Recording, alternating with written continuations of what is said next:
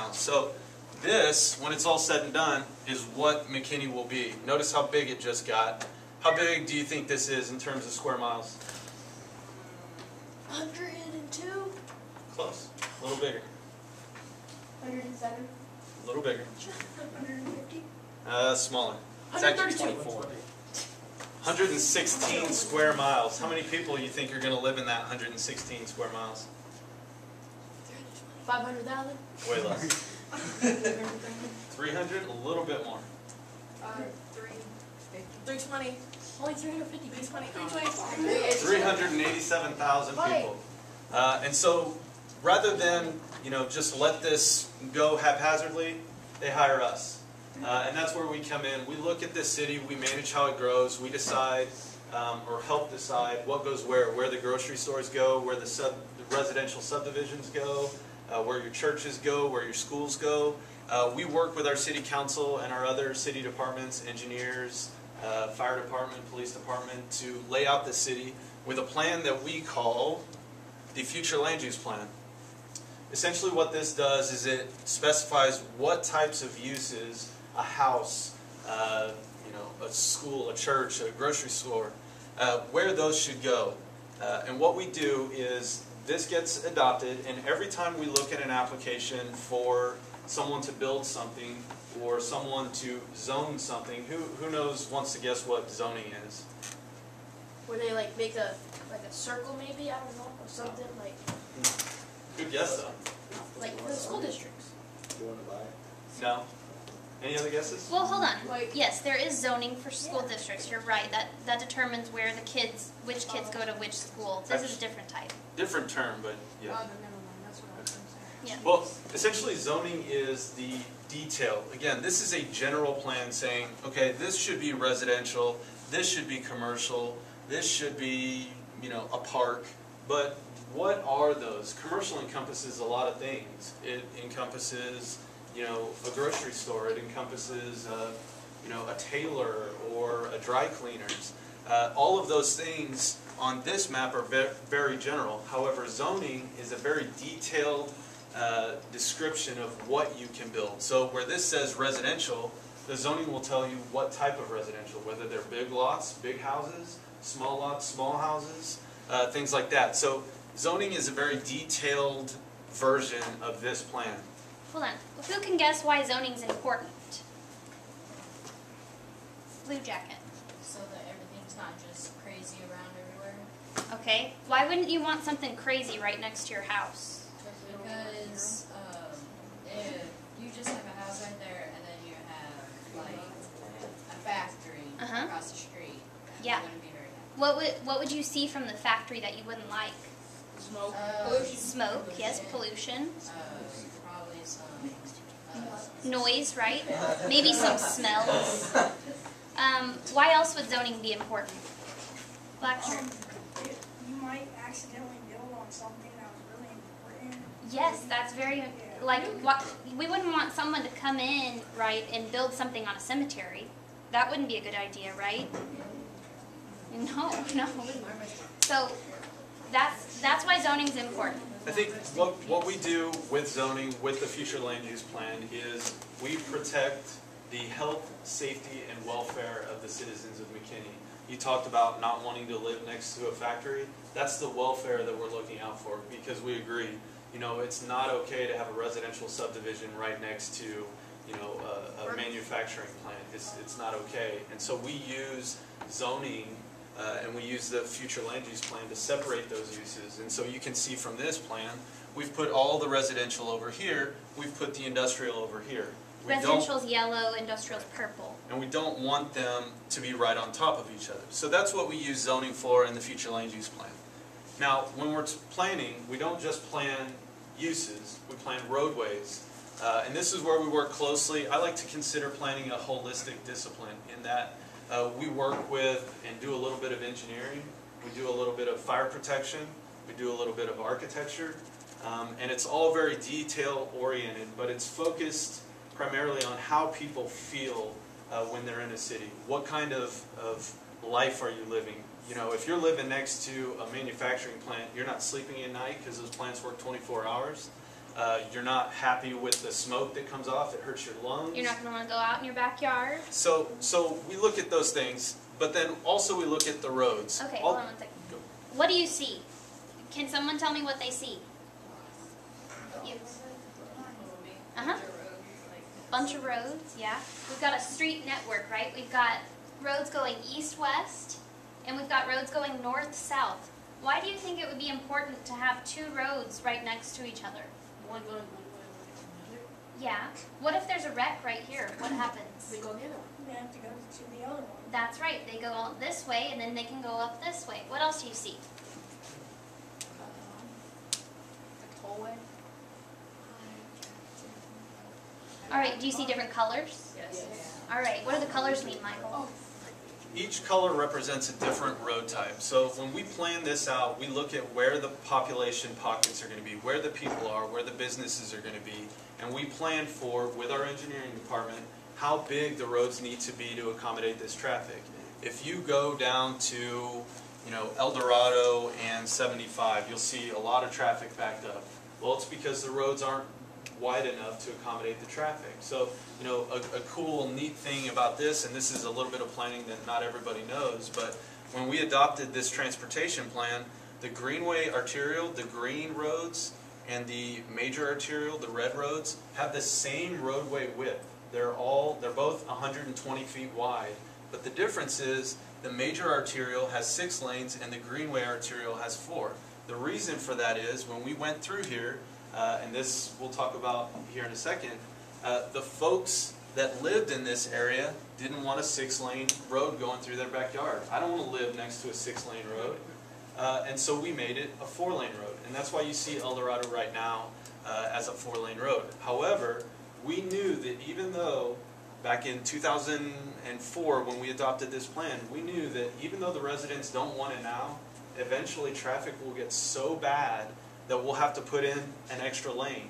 And that's why the width of this major arterial at 6 lanes and this Greenway Arterial at 4 lanes are the same. That way we can go back when the residents say, I don't care how it makes me feel anymore, I want to be able to get to the grocery store in 5 minutes, not 15.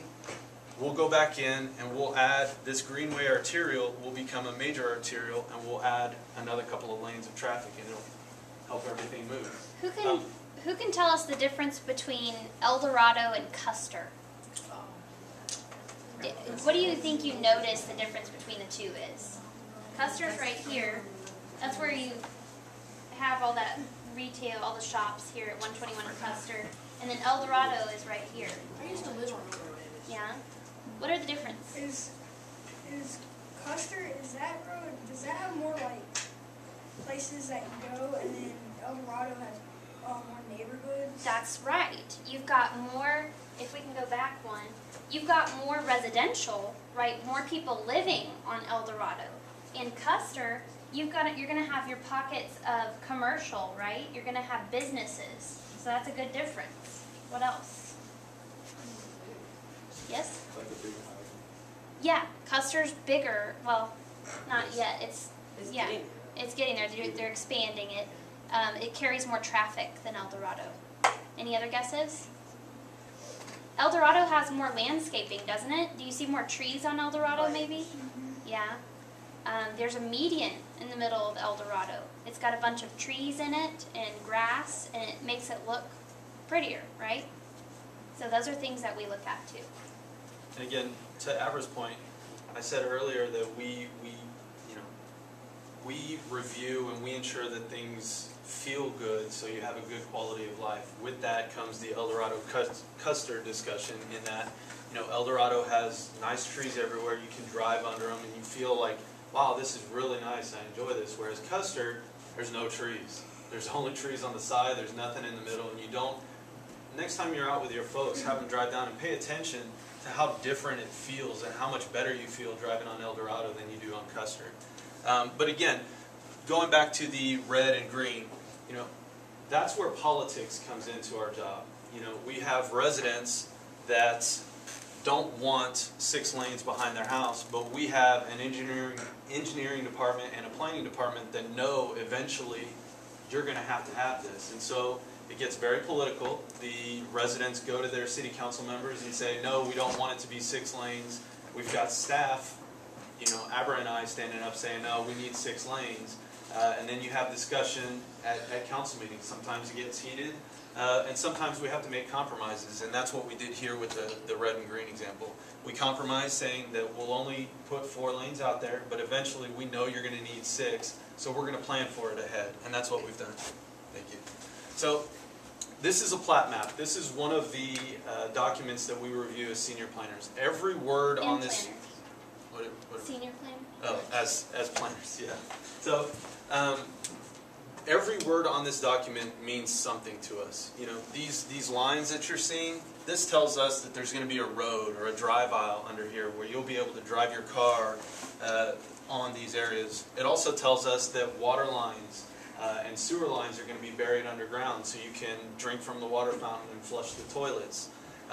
You can also see generally where your buildings are going to be, because you've got these fire lanes, and fire lanes are drive aisles that the fire department uses to park their fire trucks on to fight a fire if it were to happen. You can tell that there's going to be a building here, a building here, and a building here because they're surrounded by fire lanes. And so that's what this document tells us, and this is just one of the many documents that we review as planners every day. What happens if you park in a fire lane? Does anyone know? Blue shirt. They get towed. Yeah, you can get towed. What else can happen? Ticket. Yeah, you can get a ticket. What do you think the reason would be? Why would we need a fire lane? Black shirt. So, like, if a building's on fire, so, like, there's not cars there, so the fire truck can pull up and... Right. Yeah. Why? What else can happen? White shirt. If they're parked there, the fire department will have to park in the middle of the street and people can't get out. That's right. You don't want to block traffic, right? Because then you've got a very dangerous situation. A building's on fire, and then we've got cars and people everywhere. We don't want that. We want them to keep going so that the fire department can do their job. Also, you have medical emergencies. What if someone has a heart attack? What if someone needs medical attention? You've got to have a space for ambulance to come in. What if there's a cat stuck in the tree? There you go. What if a cat's stuck in a tree? You got to get it down. But without us putting this on paper in a plat, the city would have no legal way to do those things. Developers most of the time would not put those in just by choice. They want to build the cheapest, this is as a whole, a lot of times they're looking to save cost, right? They want to maximize the space of their building, they want it to be as big as possible. And they won't put those things in most of the time unless they're required. So that's why these documents are important, because it gives us the authority to protect people. So. Another example of what we do every day, this is a site plan. Now, what a site plan does is it lays out where the buildings are actually going to be. You can see the outline of a building here, you can see the outline of a building here, and then another building here. You can also see where the parking spaces are going to be to use this building. Parking spaces down here to use this one. Again, access to these buildings from Stacy Road, so you can drive in here, drive in here. It also lays out where fire hydrants are going to be. So when the fire department reviews this, they'll know that, okay, there's a fire hydrant that I can hook up to and fight a fire. And this is, again, every word on this plan means something to us. And we check every word of it to make sure that they're meeting our laws and our regulations. Long story short, we do it all to keep you guys safe and to keep the people safe that are in this building. Why do you think parking would be important? Black So shirt. there's not a cluster and nobody's like getting in wrecks. That's right. You don't want accidents, right? Because people get hurt and it blocks traffic. Why else? Yeah? So people are parking in the streets. Yes, that's very important too, right? You don't want your roads filled up with cars, right? You don't want them on the street. Also, same thing with the fire lanes. The people building the buildings a lot of times will not put in enough parking.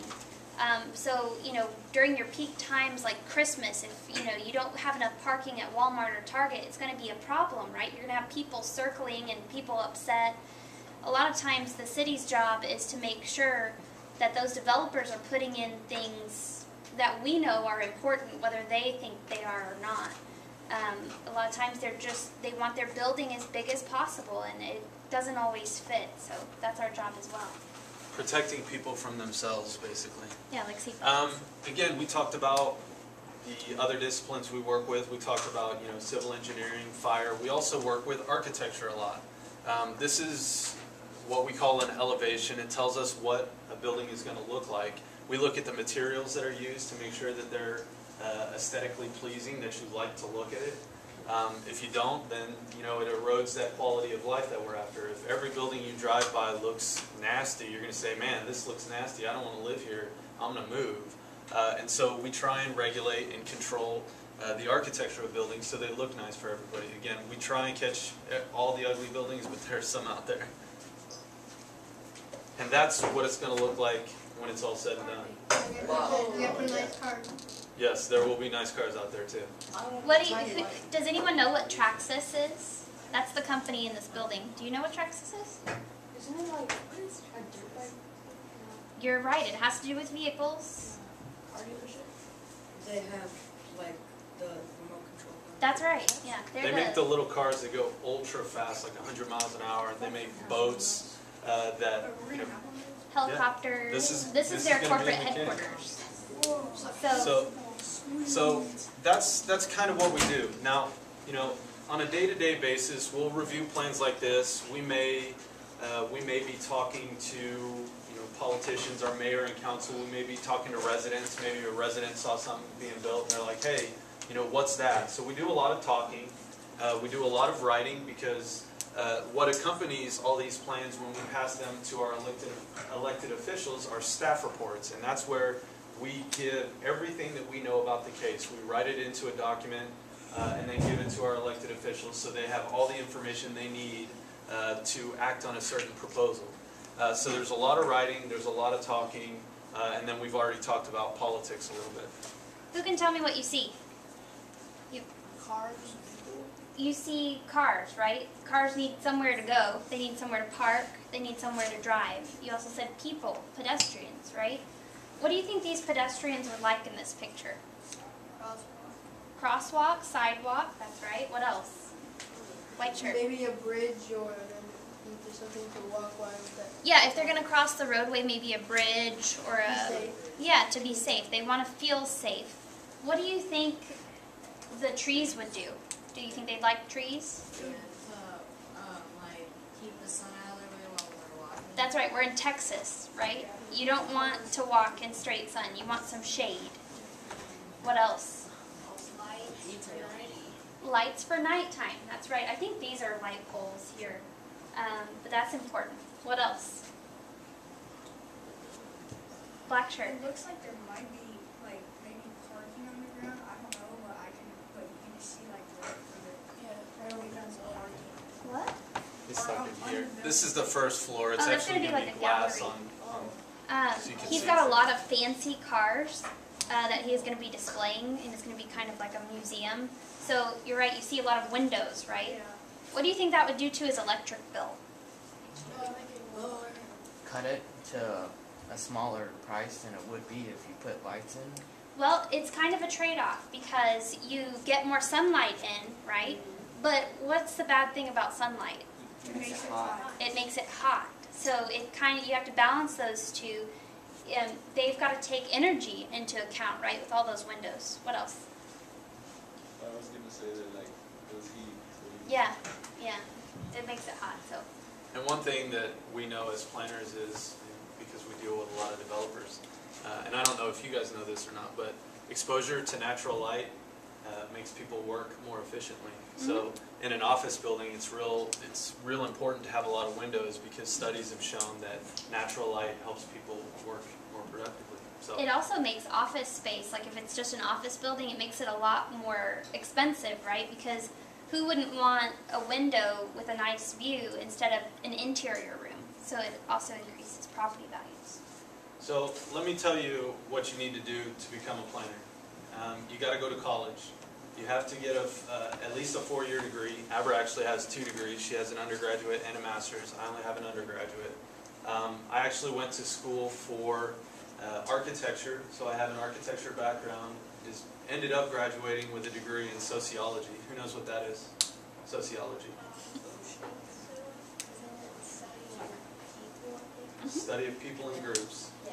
So you can see how that relates to city planning. Is the city is a group, and we need to study and plan for how those folks in that city will interact with each other, how they interact with uses, and so that's what my education is. Again, the lucky thing with planning is you can have a myriad of different backgrounds. I think Abra's is a little different than mine. I've got a bachelor's in political science, which means that you study politics and people and government and statistics, like polling, right? You've got presidential elections and they'll say, he's ahead in the polls. Well, how did they do that poll? How many people did they survey? What groups did they ask? And then I've got a master's in public affairs, which is, again, government, politics, that sort of thing, which is what we do all day. So. You guys have questions? No questions? I could talk forever if you guys. When is this thing going to be built? It's under construction right now. It's on the northwest corner of Henneman and Stacy. It's just north of 121 and Craig Ranch. So it's yeah, it's in McKinney. Right now, it's a big hole in the ground. They've got tractors and bulldozers and all sorts of stuff. Yes. Well, and we talked about that the last time. There are two different types of planning. There's city planning, and then there's private sector planning. What we do is we plan for land uses. We don't plan specific developments. So when you come in and look at something like this, we didn't come up with this drawing. We just make sure that it meets all of our rules and regulations. The private sector planners will be the ones that, for a residential subdivision, they'll lay out where the houses go, where the streets are going, and they'll lay out where these buildings go. Those private sector planners can make anywhere from $100,000 to $200,000 a year. As a city planner, because we're good stewards of the community, we make significantly less. I think city planning usually will top out in around $100,000 a year. And that's for director management level. So if you're in it for the money, be an architect or an engineer. or the private sector, yeah, everyone's in it for the money. Let me There's a put it difference to you. between the two. Let me put it to you like this, and I think there's a couple of ways to do it. You either luck into a job that you really love and it pays a lot, or you make a sacrifice for something you really love and you get the fulfillment. Because if I'm making $100,000 a year and I have to go to a job that I hate every day, the money is not worth it.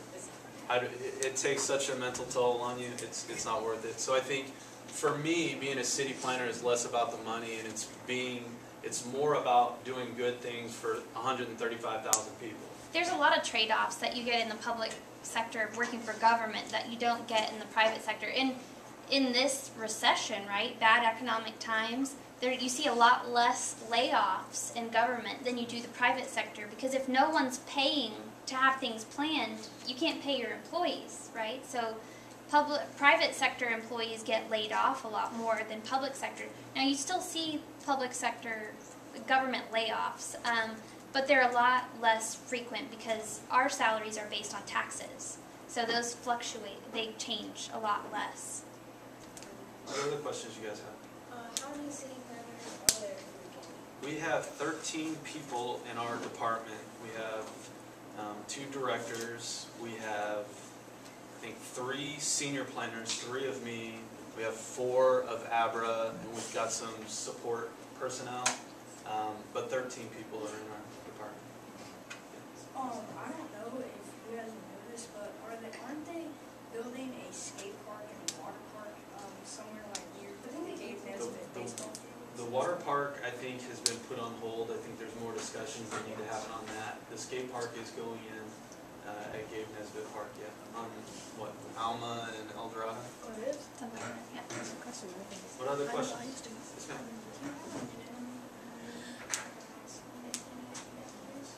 That we have to use? That we can use? We actually don't build anything. We do, let me say, we have, this is going to be highly technical, so I'll try and get it as simple as possible. We do build things like roads, and we do it through charging impact fees. Whenever something is built in the city of McKinney, that developer will pay a fee based on the impact that that building, what they're building, will have on our roads, our water, our sewer. And so we collect fees every time something is built. And what we do with those fees is we go out and build roads so people can drive on them. We go out and build water lines to serve water fountains and kitchen sinks and things like that.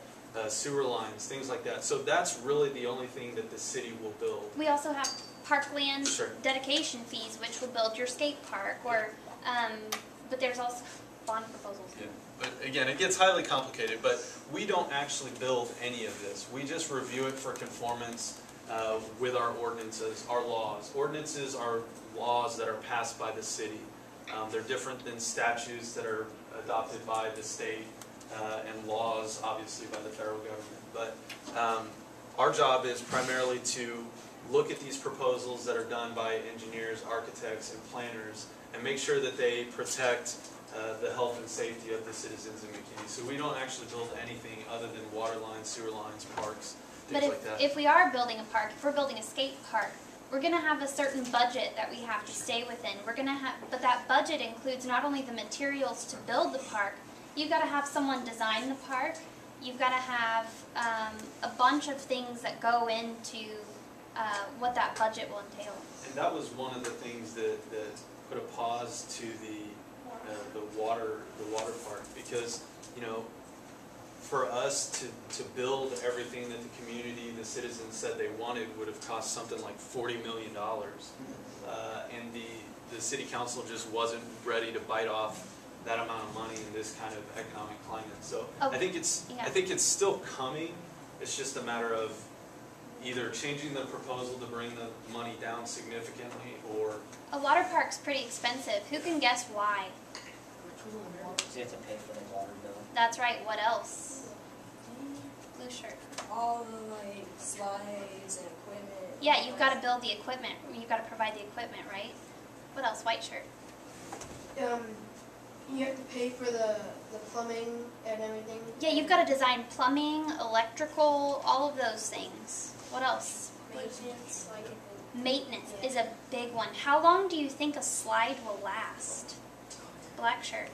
Maybe about 15 years or something. Yeah, it depends. In Texas, you're going to have a lot of elements wrecking that slide, right? You've got sun, drought, wind, bad storms, lightning, all sorts of things. What else would make a water park expensive to build? Blue shirt. Food? Yeah, you've got to have employees to serve concessions, right? You've got to have all of that stuff. What else? Black shirt?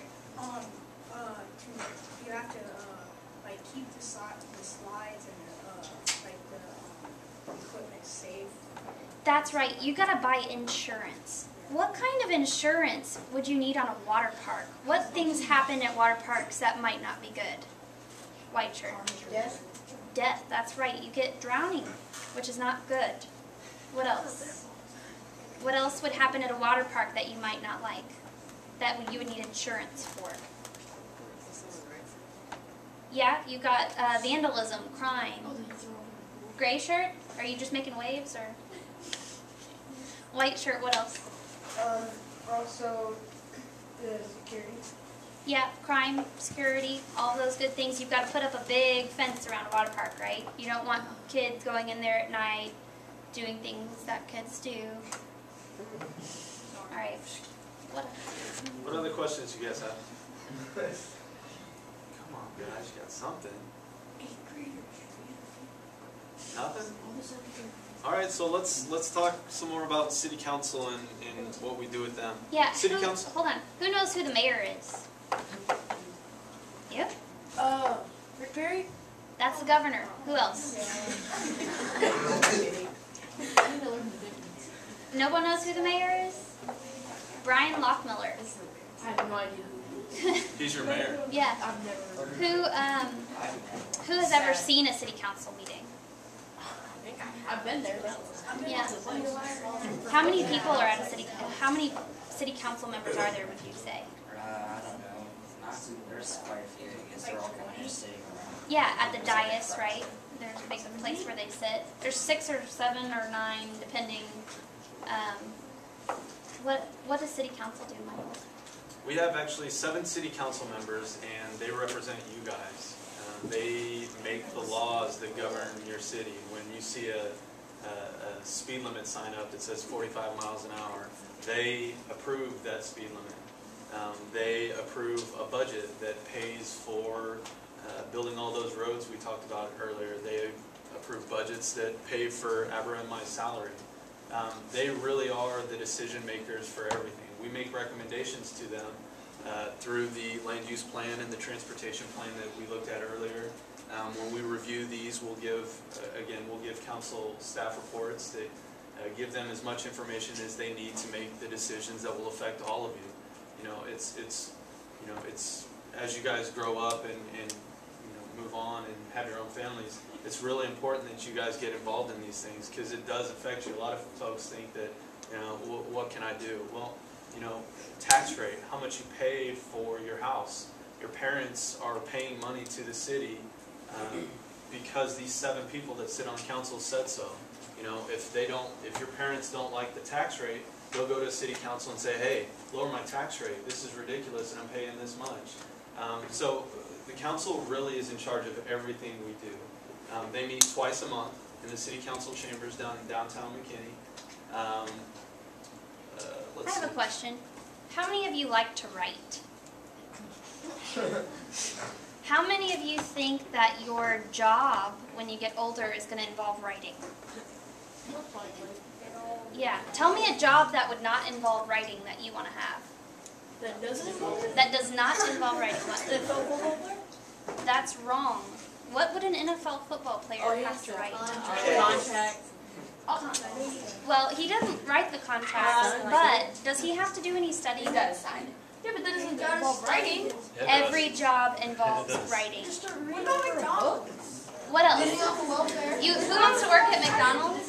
You want to work at McDonald's? Okay. Who else? What? Living off of welfare. Living off welfare is not a job. That's Government cheese. Well, Some people consider that your job, just sitting on the couch. When you let's talk about that later. Huh? Mowing lawns. You Yeah. want to mow lawns in Texas for a living? yeah, All right, that's pretty hard work. it's pretty fun though. Yeah.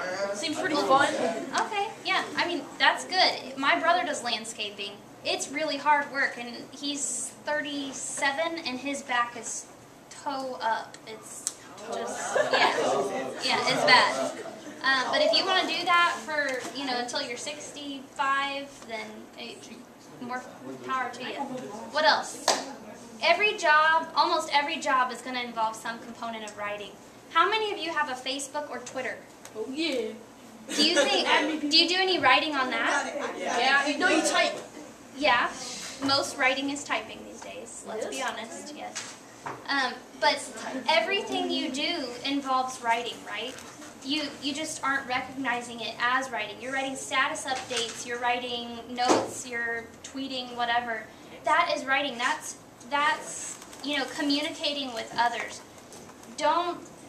I would encourage you not to think negatively about writing. You guys do it all the time.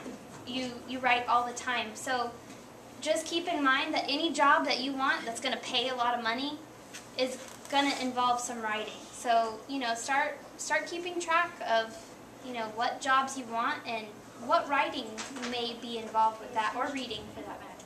Who likes to talk? Raise your hand. Oh, come on. Come Come on. I don't like You guys to all like to talk, right? I don't like to. You guys need to be planners. We talk a lot. We talk to citizens. We talk to elected officials, both at a county level, city level. I've actually talked to some federal officials before, so we talk to a lot of folks. And you get to help people.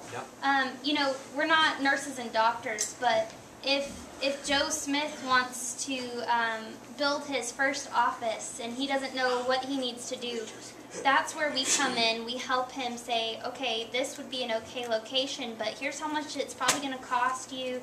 Here's the things that you probably need to think about.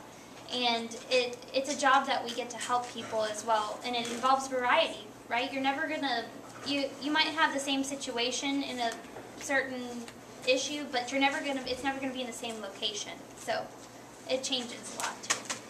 You guys have any more questions? Yeah. Mine, that's not a question. What's your question? Oh.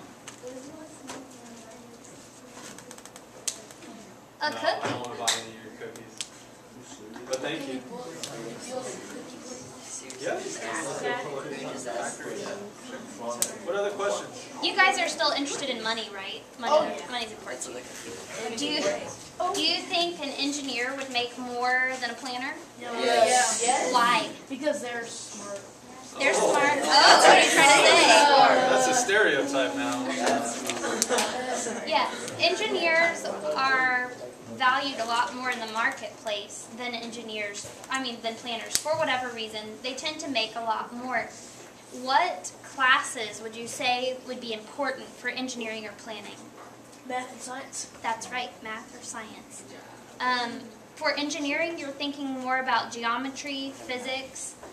For planning, the same would really apply because it's a very spatial profession, right? You're looking at how tall things are, why sanitary sewer lines need to be angled a certain way. I would also say to be a planner you need not only the math and science, but you also need history.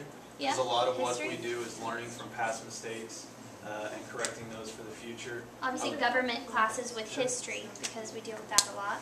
But creative writing as well. A lot of what we do, and I mentioned it before, is writing, but you've got to do it persuasively. You've got to convince people to take your position through your writing. So, if planning is something that you guys find yourself doing, math, science, history, writing, focus on those things and you'll be well on your way to being an effective planner. What other questions? Has anyone seen anything being built that you have questions on, or that hospital. the hospital, Baylor, When's it gonna be? at 380 in Lake Forest? It's almost done, I think. Next year. Next They year, did it yeah. super fast. Yeah, they did, right? What else? But my house I live by for some reason I live by Gal. On Virginia Parkway, that Whataburger got built fast. Yeah, that one. It was like one day One by one. over by Walmart. Oh, yeah. That one was like built in 2 days. I didn't get that. Yeah. Well, that's one thing that we didn't really talk about. In our profession, it's got a lot of money involved, right? A developer who wants to build a Whataburger is going to have a certain timeline that they need to close on that property, that they need to get it built, because the longer it takes them to build it, the less time they have customers coming in to buy hamburgers. People So- camping out there. Camping out at the Whataburger? Yeah, for it to open. That's intense. Yeah, I know. I didn't think it was that good. Black shirt. Where are the roads like by the new Whataburger and like by the Walmart? When are they gonna be done? At 380 in Custer? Is it 3? Yeah. That's the Yeah. one. Aren't they extending 3 years? The Home Depot. They're extending them, or The- they're They're putting in another more lanes. Custer's being expanded to be wider, and there's a bunch of things going on. Those roads are built by another organization besides the city. Have y'all ever heard of TxDOT?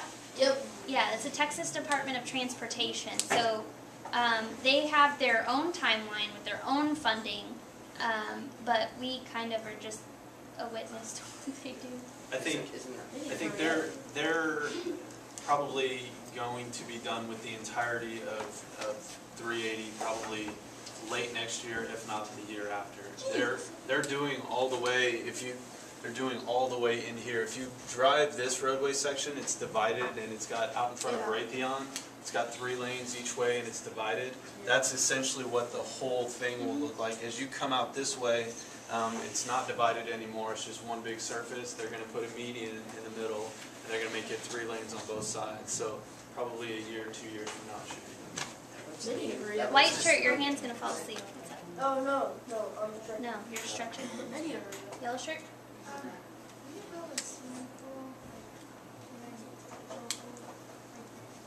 There's that, never need one drive around. We don't really see a lot of swimming pools. Okay. Yeah. Where do you live?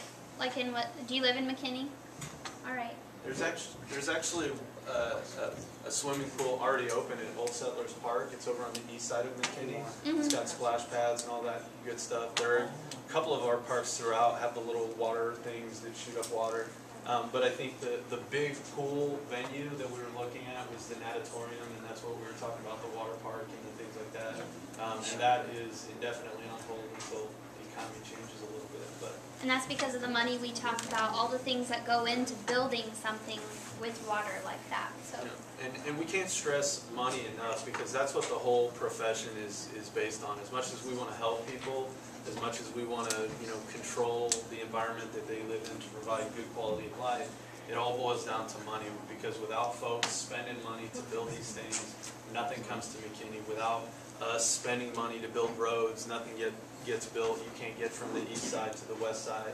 Without the money, you can't pay us, and so none of this gets planned, and then the whole city just kind of sprawls out on its own with no kind of rhyme or reason. So money is at the base of everything we do. Abra alluded to it a little bit with the Whataburger, but the developer, the people that build these buildings, they have carrying costs. So every time that they have a piece of property that nothing's being done on it, they pay taxes, and they're not getting any money. I want to take a second to thank them for coming and sharing all of that. Everybody's dismissed. Everybody have a good weekend, and I will see you all on Monday. Thank you.